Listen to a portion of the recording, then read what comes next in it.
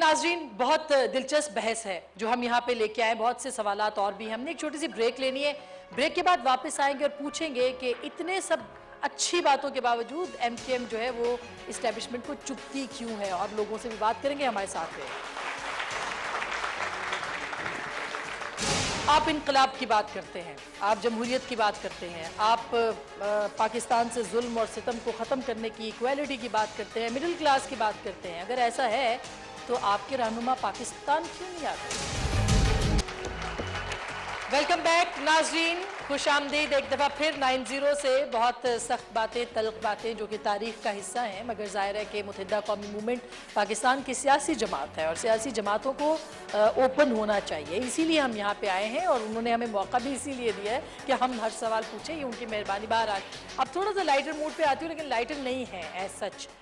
हीर हमारे साथ प्रोग्राम में है, इतनी तल्ख बातें हो गई कि हम हीर को भूल गए। हीर तो नहीं भूली जा सकती। बहरहाल ये बताइएगा कि आपने इस जमात में, आप एक सिंधी फैमिली से आपका ताल्लुक, आपको क्या सूझी कि आप पीपल्स पार्टी छोड़ के या कोई नेशनलिस्ट पार्टी छोड़ के यहाँ आ जाएं? बिस्मिल्लाहिर्रहमानिर्रहीम। देखिए, मैं 2002 में एमक्यू में शामिल हुई थी और मैंने मेरे वालिद ने पीपल्स पार्टी के साथ काम किया और देखा है जितना फ़र्क तमाम पार्टियाँ सिर्फ मीडिया के थ्रू या जो है अवामी राब्ता में दिखाती, लेकिन मैंने प्रैक्टिकल जितना एमक्यू में देखा, जितनी इज़्ज़त, प्यार, मोहब्बत और बगैर, आप कहती है पता नहीं कितना कि लसानी है, लेकिन बगैर फ़र्क के मुझे जितनी इज़्ज़त एमक्यू में मिली वो कहीं नहीं मिली। देखिए मैं 90 पे खड़ी हूँ, ज्यादा इख्तलाफ करूंगी तो पता नहीं मेरी पर्ची ना कट जाए। खत्म करना चाहिए, मेरी पर्ची ना कट जाए। ये फर्क खत्म करना चाहिए। आप ये कह रही है, मैं कह रही हूँ कि सिर्फ सिंधी नहीं है, आप खुल के शोभायात को दिखाएं, लाइव दिखाएं, कितने बलोची साथी काम करें, कितने पठान साथी काम करें, कितने पंजाबी साथी काम करें और बगैर किसी फर्क के। मैं यहाँ बैठी हुई हूँ, सिंधी हूँ, लेकिन मुझे ये नहीं है, मेरे काम पे मुझे ले आता है कि सिंधी नहीं देखा जाता कि सिंसियर है, काम कर रही है, तो वो ये नहीं देखा कि सिंधी बैठी हुई है या पंजाबी बैठी हुई है, मुहाजिर बैठी हुई है, ये नहीं देखा जाता। ये देखा जाता कि काम करने वाली है। आपने एक चीज कही कि ये पता चल जाएगा, पता कब चलेगा? जब इलेक्शन जीतेंगे। अच्छा, by the way, Pakistan Pakistan Muslim League Noon है, 2008 में पंजाब के अलावा उन्होंने कहीं से नशिस्तें हासिल की थी, वो भी उस मानसहरा डिवीजन से कि जहां पर हजारा डिवीजन से कि जहां पर वो हजारा वोट था, नॉन पख्तून वोट था, 5 सीटें थी सूबाई असेंबली की, अब वो भी नहीं होंगी। मैं जब ही कह रहा हूं कि वो सब के सब सुकड़ रहे हैं और हम फैल रहे हैं। हमारा जो तंजीमी स्ट्रक्चर है वो पाकिस्तान में one of the strongest structure है। और आप देखिएगा, वोट निकाल के मैं आपको 2002 के भी दिखाऊंगा, 2008 के भी, मियां वाली के भी, ठट्टा के भी। ठीक। अच्छा, मैं लोगों से, आप तंजीमी वाले कह रहे हैं, सिंध की सबसे बड़ी पार्टी कह रहे हैं, मैं चैलेंज करता हूं, जो तंजीमी सेटअप सिंध के 23 डिस्ट्रिक्ट हैं, 19 डिस्ट्रिक्ट में जितना तंजीमी सेटअप हमारा मजबूत है, मैं चैलेंज करता हूं किसी तंजीमी पार्टी का, किसी पॉलिटिकल पार्टी का सेटअप। वही तो कह रही हूँ, ये तो आप कह रही है अभी इलेक्शन आएगा पता चल जाएगा, दूध पानी का पानी हो जाएगा। यहाँ पे कुछ लोग सवाल करना चाह रहे थे, मैं खवातीन से शुरू करूंगी। बिल्कुल, मैं यहाँ पे आती हूँ, बल्कि आप प्लीज माइक इनको कर दे दें थोड़ा सा।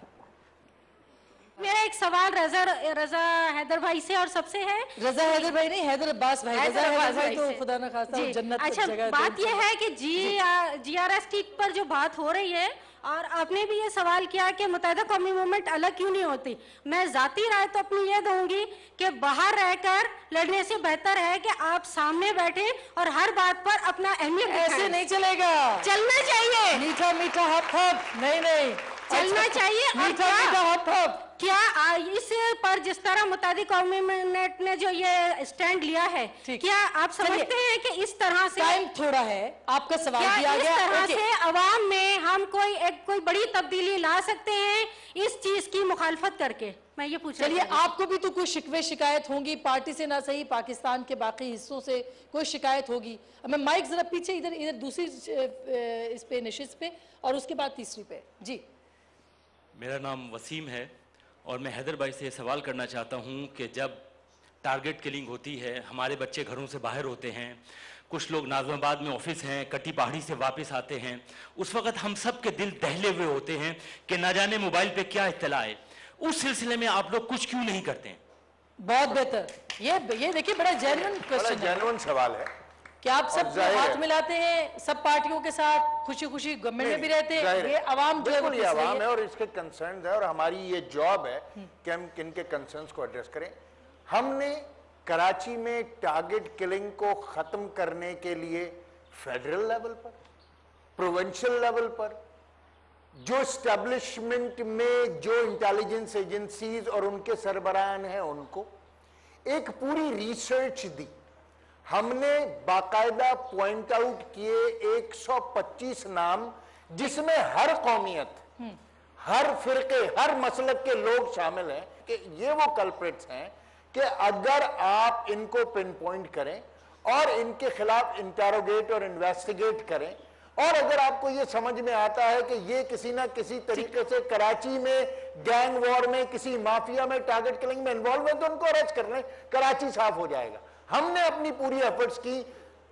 यहां पर हमने जुल्फकार मिर्जा साहब को भी ये दी, डीजी रेंजर्स को भी ये दी, वफाक में रहमान मलिक साहब को दी, वजीर आजम साहब को दी, सदर साहब को दी। ठीक। बदकिस्मती से उस पर अमल दरामद नहीं हो पा रहा। जिस शहर में चिड़िया पर नहीं मार सकती आपकी इजाजत के बगैर, 72 घंटे आप अमनो अमान रखते हैं, जब यहाँ पे शहादत होती है इमरान फारूक साहब की, पूरा साल फिर जिम्मेदारी क्यों नहीं लेते? इसका मतलब है आप मुलव्वस हैं टारगेट किलिंग के अंदर। हमारे पास जब जिम्मेदारी थी लॉ एंड ऑर्डर की 2002 से 2008 तक, एक इंसिडेंट अलहदा से आप उठा कर रख लीजिए, उसके अलावा कराची शहर में ये नहीं हो सकता अथॉरिटी हो नहीं और रिस्पॉन्सिबिलिटी सारी की सारी हो। हम कोलिशन पार्टनर है, हमारी कोई से नहीं, से तो दूर की बात है, गैंगस्टर्स के लगवाए हुए एसएचओ तो मिल जाएंगे इस शहर में आपको, क्रिमिनल माफिया के तो लगवाए हुए एसएचओ मिल जाएंगे। मैं एमपीए हूं, ये एमएनए हैं, हमारे कहने पे हमें पता ही नहीं चलता है कौन पुलिस अफसरान है। कोई लाता है अपने साथ प्रोस्टिट्यूशन डेंस, कोई अपने साथ लाता है मंशियात फरोशों के अड्डे, तो ये सारा का सारा एक सिलसिला है। अचानक टारगेट किलिंग खत्म क्यों हो जाती है मुज़ाकरात के बाद? बंद हो जाती है। कैसे खत्म हो जाती है जब यहाँ से रहमान मलिक साहब निकलते हैं? कैसे खत्म हो जाती है? ये तो रहमान मलिक साहब इसका जवाब दें।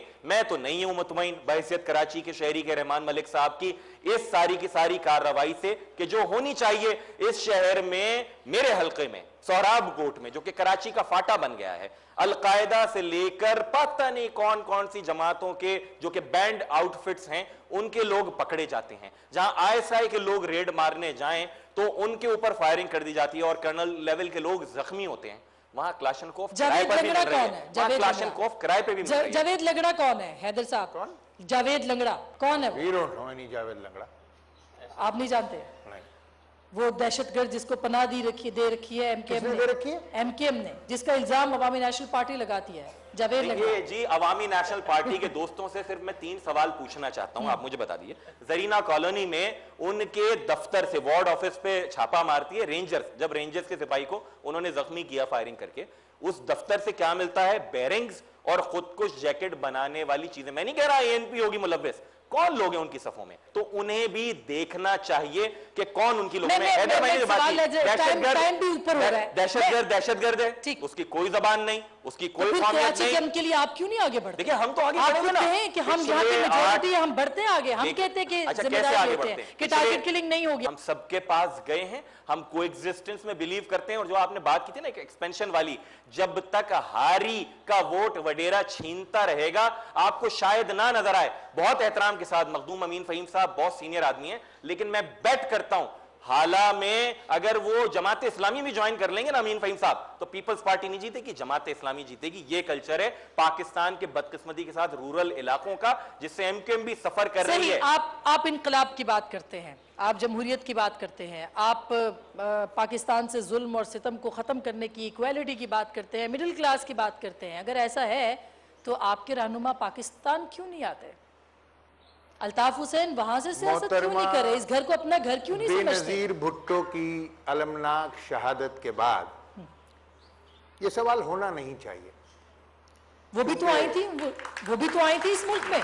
बिल्कुल, उनको उनकी शहादत अपनी जगह पे, मगर क्या आप ये चाहती हैं कि खुदा ना करे कायदे तहरीक के साथ भी दहशतगर्द वही कुछ खुदा ना करे? ऐसा नहीं हो सकता, यही मैं अर्ज कर रहा हूं एग्जैक्टली कि देखिए कायदे तहरीक जनाब अल्ताफ हुसैन 20 बरस पहले ये डिक्लेयर कर चुके, डिक्लेयर कि वो ना वजीर आजम बनेंगे, ना सदर बनेंगे, ना एमपीए बनेंगे, ना एमएनए बनेंगे, ना काउंसलर बनेंगे। जब वो ऐसा नहीं होगा तो फिर लंदन से इनकलाब सुन लीजिए मेरी बात, सुन लीजिए, नहीं होनी चाहिए। तो जवाब देने दीजिए ना।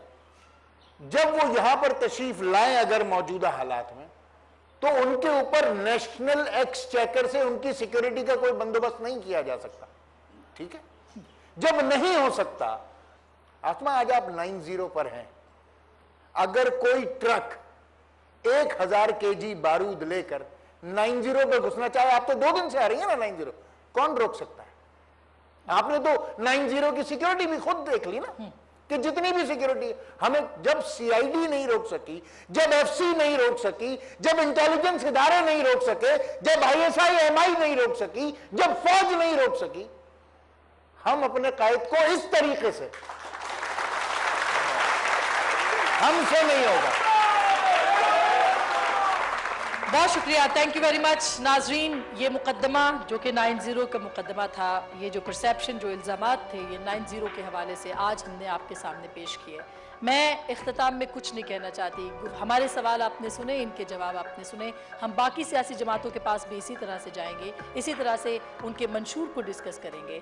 आपने ये मुकदमा की सुना, आपने सारी गुफ्तगू भी सुनी, फैसला भी आप कीजिए। खुदा हाफ़िज़।